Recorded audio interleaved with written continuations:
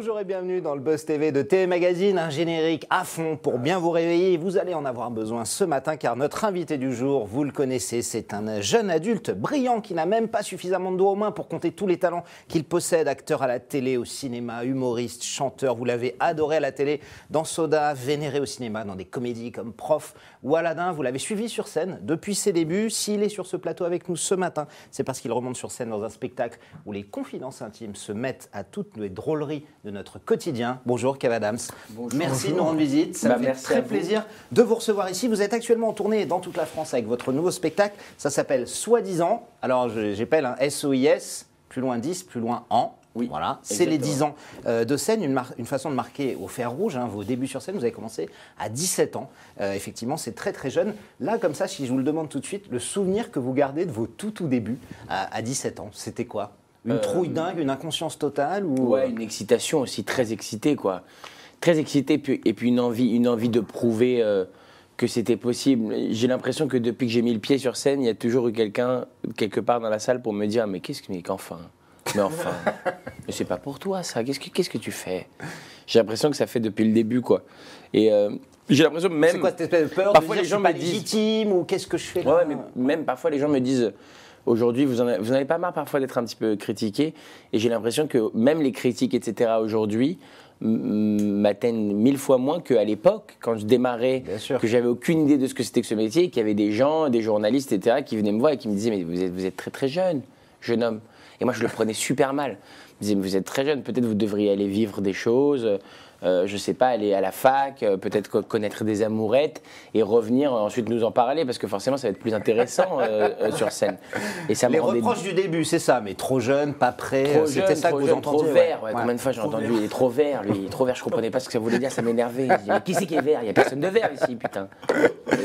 Et donc, donc une envie de prouver, je me rappelle de ça. Je me rappelle d'une envie de prouver que c'est possible de le faire très jeune, que c'est possible de monter sur scène, c'est possible d'y aller à fond, quoi. Et c'est un souvenir tellement fort que c'est une sensation qui est restée presque jusqu'à encore aujourd'hui, donc 10 ans plus tard, quoi.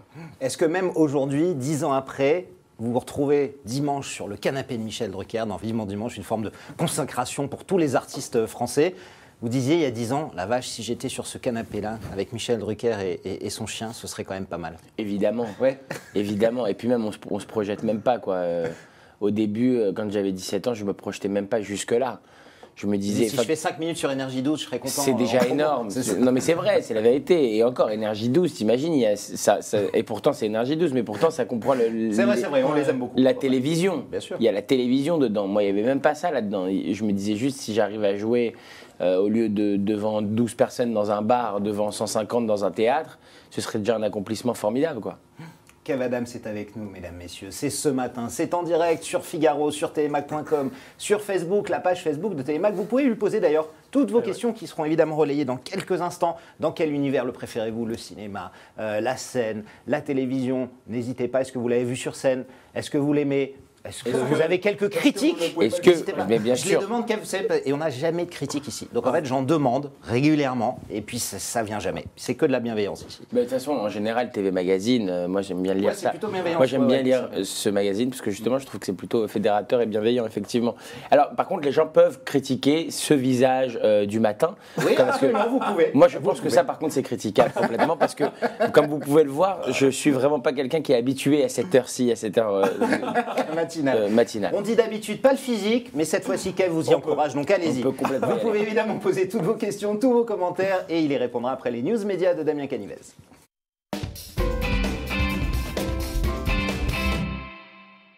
Bonjour Nicolas, bonjour Kev. On démarre ces news médias avec les audiences. Oui. Qui a eu la médaille d'or hier? Alors c'est TF1, la première chaîne de France dégainée la suite de la deuxième saison des Bracelets Rouges.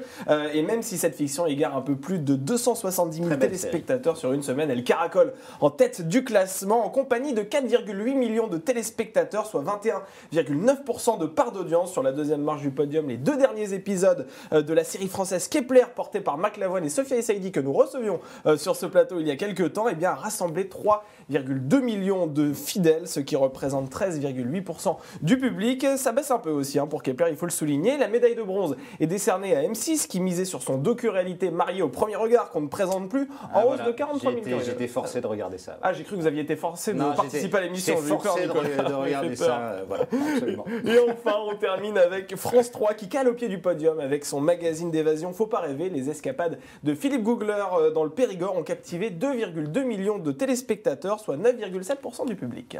Kev, ces derniers temps, vous êtes un acteur beaucoup plus présent au cinéma qu'à la télé. Pourtant, la télé, c'est là où vous êtes né aussi en partie avec la scène. On se souvient évidemment de Soda. Il y a eu votre série animée sur M6 récemment, l'année dernière.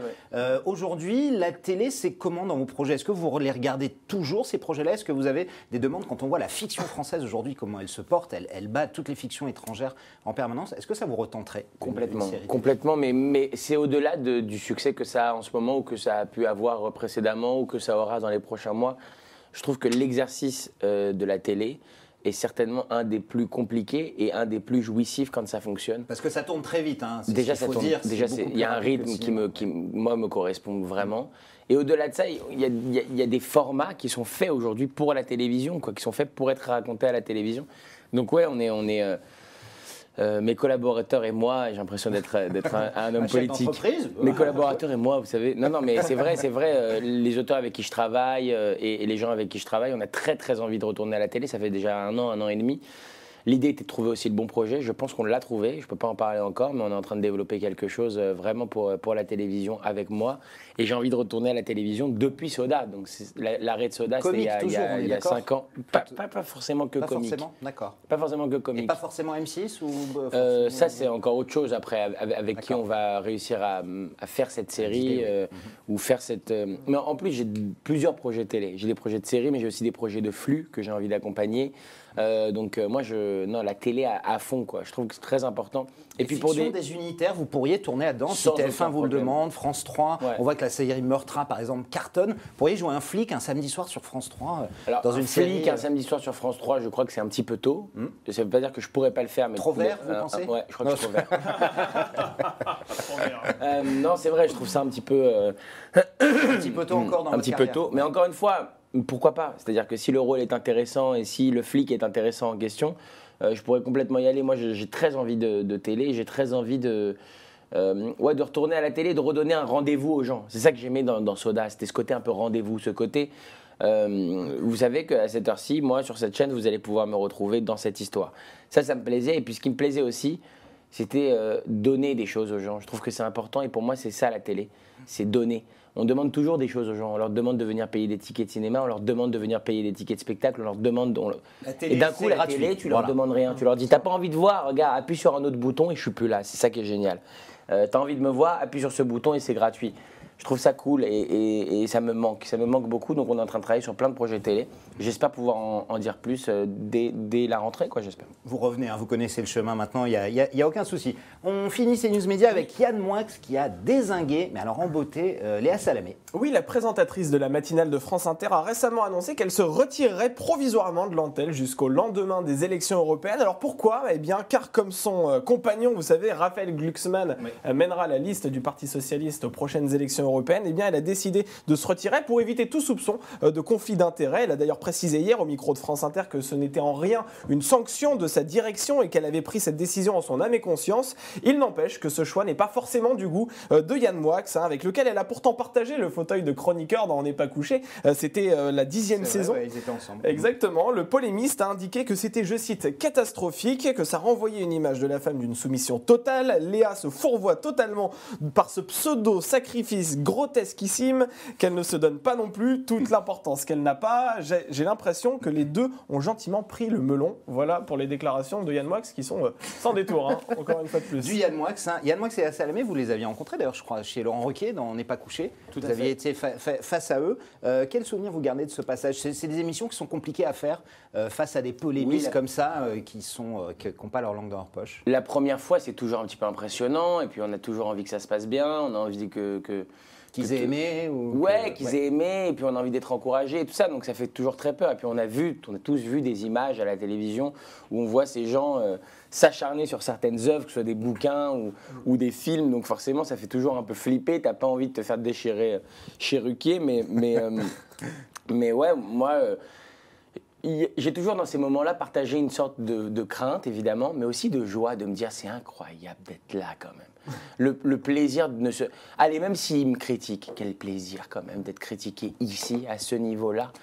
C'est quand même fantastique, quoi. Donc, ouais, non, j'ai toujours apprécier ces moments-là. Après, c'est un tournage de l'émission de Laurent Ruquier, on n'est pas couché, qui est compliqué, il faut être un peu armé aussi. Il faut être armé, exactement. Ouais. Et puis, quand je dis ça dure très longtemps, pourquoi est-ce que c'est un facteur important? C'est que quand vous tournez 4 heures d'émission, parfois au bout de 2h25, quand il y a quelqu'un qui vous dit « Et vous en pensez quoi de ce sujet-là » Moi, alors attends, parce que, oui, ce sujet-là. La suspension du glyphosate, par exemple. Est-ce que je suis toujours sur le plateau? C'est ça. Donc, non, effectivement, c'est des moments drôles et intéressants dans une carrière. Damien, fini pour aujourd'hui? Oui, aujourd'hui, il n'y avait que 2 news médias. J'ai décidé de ne pas trop travailler. Non, exactement. On reviendra évidemment demain pour d'autres news. Tout de suite, place à la grande interview du Buzz TV et toutes vos questions qui arrivent déjà par centaines, je le vois, avec Kev Adams. Soit 10 ans, c'est le nom de votre spectacle que vous présentez, qui est déjà en tournée aux 4 coins de la France. Vous entamerez même une énorme tournée des Zéniths. Ce sera à partir du 25 septembre. Exactement. Ce spectacle célèbre vos 10 ans de scène. Pourquoi avoir voulu remonter là, sur scène, là, Kev? C'était une manière de tirer un premier bilan, de prendre un peu de recul. C'est un spectacle très personnel sur votre expérience? Ouais, certainement le plus personnel jusqu'à maintenant. Après, c'est un spectacle... alors pourquoi là maintenant? Parce que je vous avoue que si j'avais fait l'année prochaine, ça aurait plus fait 10 ans, ça aurait fait... ça aurait fait 11, ouais, justement. Non, mais évidemment que ce n'est pas la seule raison, même si c'est effectivement une des raisons qui a motivé ce retour, le fait que ça fasse 10 ans, et que, comme je vous l'ai dit juste avant dans notre entretien, on m'a tellement dit, toi ça va pas durer, toi t'es trop jeune, toi ceci, toi cela, que c'était une petite vengeance mignonne pour moi de dire, ok, on est là depuis 10 ans et ça c'est incroyable, premièrement. Je pense qu'avant toute chose, ce qui m'a motivé à monter sur scène, c'est l'envie d'aller sur scène. La scène, c'est un truc qui t'appelle, quoi. C'est comme pas remonté depuis votre spectacle avec Gad Elmaleh, en 2016, ouais, exactement. Il y a 2 ans. Et dès que j'ai terminé, en 2017, j'ai commencé à écrire ce spectacle. J'ai bossé toute l'année. Puis 2018, rebelote. J'ai commencé à tester un peu aux 4 coins de la France de manière un petit peu... à l'improviste, de manière inédite. Quand je dis de manière inédite, c'est que j'ai écrit le spectacle de rodage, un peu oui, dans le quand jargon. je dis de manière inédite, c'est que j'ai rodé ce spectacle justement dans des plus petites salles. Exactement. Ouais. Mais comme j'ai jamais rodé aucun autre spectacle, dans le sens où d'habitude, quand on fait un rodage, on annonce son nom, puis on vient dans une petite salle, les gens sont contents, ils peuvent nous voir dans une petite salle, et c'est formidable. Nous, avant de faire cette étape qu'on a quand même fait évidemment et qu'on a respecté pour le public, on a fait les petites salles, ces petites salles en question. On les a toutes faites sans annoncer que c'était moi qui venais, sans faire payer les gens. Et donc, il y a des gens qui sont venus en ne sachant pas où est-ce qu'ils venaient, en ne sachant pas qui ils allaient voir. Et donc, c'était formidable puisque parfois la lumière s'allumait. Et moi, c'était ce travail-là que je cherchais. Et j'entendais dans la salle des gens qui disaient « Oh, génial, putain, trop bien, c'est lui, c'est trop bien !» Et d'autres qui disaient « Oh, putain de merde, on s'est trompé. C'était lui. On s'est trompé, chérie, putain. » Et en fait, pour moi, c'était formidable de travailler dans ce cadre-là puisque je me disais, s'ils rient et s'ils applaudissent et s'ils sont à fond, c'est que j'arrive à créer une cohésion entre ceux qui m'aiment bien et potentiellement ceux qui ne m'aiment pas. Et c'était vraiment l'idée de ce spectacle. J'avais envie de dire, je sais qu'il y a une image profonde et ancrée, et j'ai participé à ça, de Kev Adams, c'est les ados, c'est les jeunes, etc. Et je me disais, comment réussir à avoir l'écriture la plus moderne possible, mais surtout, au-delà de la modernité, être vrai avec moi-même, avec ce que je suis aujourd'hui. Aujourd'hui, je suis un mec de 27 ans. Je réfléchis plus comme je réfléchissais il y a 10 ans. J'ai plus les mêmes problématiques dans ma vie que celles que j'avais il y a 10 ans. Et donc effectivement, ça a été une écriture longue, dense et différente des précédents spectacles. Et aujourd'hui, on a un résultat effectivement qui est jamais complètement abouti, puisque dans le One Man Show, on est sur du spectacle vivant tout le temps. Il faut tout le temps qu'on upgrade et qu'on évolue. Mais aujourd'hui, je suis assez contente du résultat du spectacle et les gens ont l'air aussi contents. Donc moi, je suis... En 10 ans, vous êtes passé du grand ado au jeune adulte, on va dire, mais la maturité est là aussi. Comment vous avez réussi à tisser cette espèce de lien incroyable qui fait aujourd'hui de vous, Kev, un humoriste extrêmement populaire et l'un des plus populaires en France, puisqu'effectivement, vos tournées fonctionnent très bien. J'imagine s'il y avait un secret, tout le monde l'utiliserait. Mais c'est quoi le lien? Comment vous avez réussi à tisser ça en 10 ans avec votre public qui qui a évolué aussi, qui était jeune, qui maintenant est plus âgé également. Et encore une fois, j'ai pas les réponses là-dessus. Ce serait trop facile de vous dire. J'imagine. C'est facile. Il suffit de faire des réseaux sociaux, il suffit de faire ceci, il suffit de faire ça. Moi, je crois pas qu'il y ait de formule magique. Par contre, je crois que quand on aime vraiment, vraiment profondément ce métier pour les bonnes raisons, et c'est mon cas, je pense qu'on est toujours surpris. Et parfois agréablement, parfois on est déçu, ça arrive. Mais je remonte sur scène à ce moment-là dans ma vie, c'est pas pour rien. Ça faisait longtemps que j'ai fait 5 ans où j'ai beaucoup enchaîné le cinéma, vous l'avez dit d'ailleurs très justement. J'ai fait énormément de cinéma, j'en avais envie. Ça venait d'une autre frustration aussi, d'une frustration plus jeune où j'avais très envie de faire du cinéma, j'ai fait beaucoup de casting et on me disait non, t'as pas le profil. Donc c'était pareil, une petite vengeance. Et au bout d'un moment, je me suis dit, ok, t'as fait beaucoup de cinéma, Kev, mais qu'est-ce que t'aimes vraiment profondément au fond de toi, dans ton ventre, dans ton cœur, quoi. Je me suis dit, la scène, évidemment. Commence à écrire. Ça a été un long processus d'écriture. Et d'un coup, au bout de 5 mois d'écriture, j'ai réalisé, je me suis dit, mais on est en 2019 l'année prochaine, c'est quand même incroyable. C'est-à-dire que ça fera 10 ans, c'est dingue, 10 ans, incroyable. Puis j'ai commencé à réfléchir au chiffre 10, ce que ça m'évoquait à moi quand j'avais 10 ans, à moi dans 10 ans. Et voilà comment ce spectacle est né. Et rien à voir avec la chanson de Patrick Bruel. On s'est dit rendez-vous dans 10 ans. Exactement. Ça, ce sera pour après. Damien, on prend des questions et on salue évidemment les internautes très Il y en a beaucoup sur la page Facebook de TV Magazine et sur le Figaro.fr. Il n'y a pas que des adolescents, je vous rassure. Il y a par exemple Roselyne qui est avec nous sur la page Facebook de TV Magazine. Et Didier, tout comme Kevin d'ailleurs, souhaite vous voir vraiment en face à face, de très près. Didier, de façon très pragmatique, vous demande si vous organisez des séances de dédicaces après vos spectacles. Est-ce que vous avez des temps de rencontre avec vos fans? Ouais, on le fait de plus en plus. On en a fait une à Amiens, là on a fait une séance de dédicace à Amiens il y a quelques jours et on va essayer d'en organiser d'autres un petit peu partout en France. Moi ça a toujours fait partie de mes tournées, c'est-à-dire d'aller aussi rencontrer les gens dans des rencontres justement gratuites. Je reviens à ce que je disais un petit peu plus tôt. Je trouve que c'est important, encore une fois, quand on demande aux gens de payer pour nous voir, c'est important de leur donner aussi des choses et les séances de dédicace ça fait partie de ces choses qu'on peut donner nous en tant qu'artistes. Donc oui, on va en organiser pendant cette tournée complètement. Très bien. Dans ce 3e spectacle solo, vous abordez évidemment tous les sujets, Kev, mais il y a aussi la famille, la carrière, votre vie sentimentale, un petit peu de tout. Pourquoi vous avez décidé de vous livrer comme ça à cœur ouvert dans ce spectacle? C'est celui de la maturité, j'imagine, mais c'est important de parler aussi de votre vie à vous, familiale, sentimentale, privée. Je ne sais pas si c'est le spectacle de la maturité, j'aime bien qu'on dise ça à chaque fois. Ce qui est sûr, c'est que c'est un spectacle qui est différent des précédents et avec un ton certainement plus proche de ce que moi je suis dans la vie. Pourquoi j'avais envie de parler de tout ça? Parce que, encore une fois, c'est beaucoup de sujets sur lesquels, durant les 2, 3, peut-être même 4 dernières années, j'ai pas trop pu parler, moi. On en a beaucoup parlé pour moi, que ce soit dans des émissions de télé, l'entourage de Kev Adams, des articles, qui se cache derrière Kev Adams, le phénomène des ados. Je me rappelle de beaucoup d'articles que j'ai pu lire. Et je me disais, j'ai pas envie d'aller me mettre sur les réseaux sociaux et de dire je viens de voir un petit article sur moi, alors je vais y réagir immédiatement. Et je parle de ça, mais je parle aussi des 22 couvertures de Presse People qu'on m'a fait depuis 2 ans, où à chaque fois j'ai envie de dire bon, alors j'ai lu la Presse People, alors je voulais vous dire, tout ça je me suis tu. Et j'en ai eu un petit peu marre aussi, qu'il y ait tout le temps des rumeurs, des on-dit. D'où le titre à double sens de ce spectacle, d'où le soi-disant. J'avais envie qu'on aille directement sur tous les sujets sur lesquels les gens se posent des questions. Ça ne m'intéressait pas d'arriver sur scène et de dire je vais vous raconter tout ce que j'ai fait depuis 10 ans. Ce n'était pas ça l'idée de ce spectacle depuis le début. L'idée c'était de dire ok, il y en a qui disent Kev Adams il n'est pas drôle, il y en a qui disent soi-disant sa famille elle le protège, il y en a qui disent soi-disant sa mère c'est son manager, il y en a qui disent soi-disant il est sorti avec Miss Univers, il y en a qui disent soi-disant il est sorti avec Rihanna. Vous savez quoi? Venez, on va prendre tous ces soi-disant et je vais répondre à tout.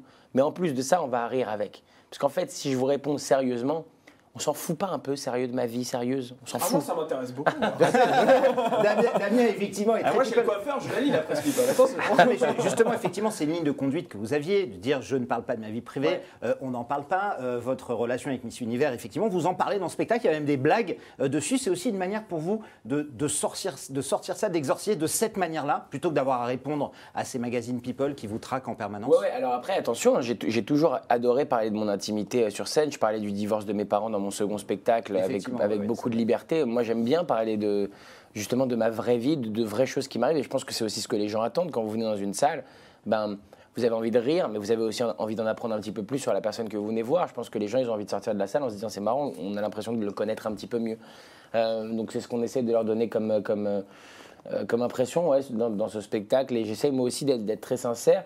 Et oui, j'avais envie de répondre de manière humoristique à plein de choses que j'avais entendues sur moi. Il y avait des choses où je me disais c'est effectivement intéressant de répondre et de trouver une réponse qui soit pas forcément d'aller à l'encontre. Hein. Le spectacle, c'est pas 1h30 ou 1h45 où je dis alors vous avez dit ça, non, c'est pas vrai, vous avez dit ça, non. Oui, on est d'accord. Parfois je dis voilà, il paraît que c'est ceci ou il paraît que cela, et parfois je dis peut-être, ouais, effectivement. Il y a sans doute aussi du vrai un peu. Bah, évidemment, c'est sûr. Ouais. Mais ce que j'avais envie, encore une fois, c'était un rapport direct avec le public. Quelque chose de sincère, de franc. Quand on parle justement de mes relations amoureuses, et on ne parle pas que de cette relation amoureuse-là, mais de plusieurs, je dis directement, je dis aux gens... Vous racontez vos expériences que vous avez vécues. Dites-moi ce que vous voulez savoir. Et je trouve ça génial, dans des salles de 2000 personnes, de dire à des gens, dites-moi ce que vous voulez savoir. Ça crée une émulation dans la salle qui est formidable. Il n'y a pas de question qui disent, et tu là-bas, vous êtes rencontrés. Et au milieu de tout ça, tu as une question qui veut rien dire, du genre, il y a du jus d'orange. Et c'est génial, quoi. Il n'y a pas de question de vengeance là-dessus sur la presse people. J'imagine que c'est le revers de la médaille aussi pour vous. Comment vous défendez ça? Vous les attaquez systématiquement Oui, alors pourquoi vous les faire condamner pour que ce soit moins... On attaque de manière assez systématique, ou en tout cas, les avocats s'en chargent de manière assez systématique, parce que le problème, c'est que si vous ne le faites pas, moi je m'en fous un peu pour être honnête, mais le problème, c'est que si vous ne le faites pas, oui, une sorte d'impunité, c'est ça. Quand je dis je m'en fous un peu, attention, ça me gêne terriblement. Ils me prennent en photo devant chez moi, parfois ils prennent même pas la peine de flouter, les gens qui vous accompagnent, mes petits frères, votre entourage. Et malheureusement, les gens de la presse people ne se rendent pas compte à quel point ça peut être dangereux. Quand moi, par exemple, j'ai des petits frères qui vont à l'école, qui n'ont rien à voir avec ma vie à moi, et qui n'ont aucune envie d'être ni bousculés, ni acclamés à l'école pour le travail de leurs frères. Bien sûr. Et j'ai l'impression que parfois la presse people ne prête pas du tout ça en compte. Et vas-y, on te prend en photo avec toi, avec ta famille, avec tes potes. Peu importe si tes potes ont envie d'être exposés ou non. Peu importe si toi, tu as envie d'être exposé ou non en maillot de bain avec une bedaine et cette tronche. Donc oui, ça peut être c'est ça qui vous agace. C'est plus votre entourage que vous-même après. Pour être honnête, ouais. Oui, parce que, encore une fois, ça rejoint la question de est-ce que ça vous dérange d'être critiqué? Est-ce que ça vous dérange d'avoir l'image des ados? Est-ce que ça vous dérange d'être pris en photo par la presse people? Est-ce que ça vous dérange qu'on parle de vos relations? Oui, ça me dérange, mais c'est le jeu.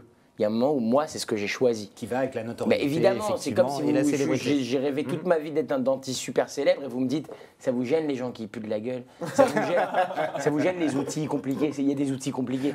Ça vous gêne les lumières blanches, très blanches quand même dans les dents de trucs? Le blanchissement, c'est relou de faire un blanchissement quand même. Bah oui, mais tu l'as voulu, donc tout ça, ça va avec, c'est ça que je veux dire. Donc moi, il n'y a aucun problème, ça va avec.